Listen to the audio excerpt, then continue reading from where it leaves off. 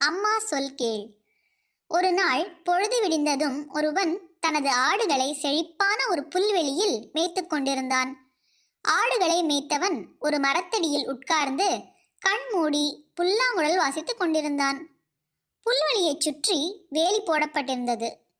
வேலியோரம் ஓர் ஆட்டுக்குட்டி மேய்ந்து கொண்டிருந்ததை பார்த்த ஒரு ஓநாய் ஆட்டுக்குட்டியை தின்னும் ஆசையில் பார்த்தது. வேலிக்குள் முகத்தை நுழைத்து கொண்டு ஓநாய் எதையோ பார்ப்பது போல பாசாங்கு செய்தது.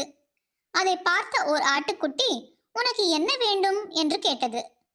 ஓநாய், நண்பா, இங்கே இளசான புல் கிடைக்குமா என்று பார்க்கிறேன்.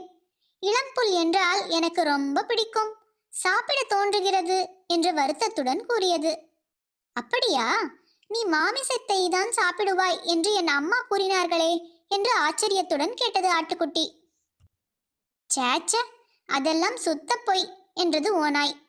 அப்படி என்றால் இரு, நான் வெளியே வருகிறேன், நாம் 2 பேரும் சேர்ந்து மலையின் அந்த பக்கம் இருக்கும் இளம் புல்லை சாப்பிடலாம் என்று சொல்லிக்கொண்டே வெளியே வந்தது. உடனே ஓநாய் அதன் மீது பாய்ந்து அதை கொன்று தின்றது. அந்த ஆட்டுக்குட்டி ஓநாய்க்கு உதவி செய்ய போய் தனது உயிரை இழந்து விட்டது.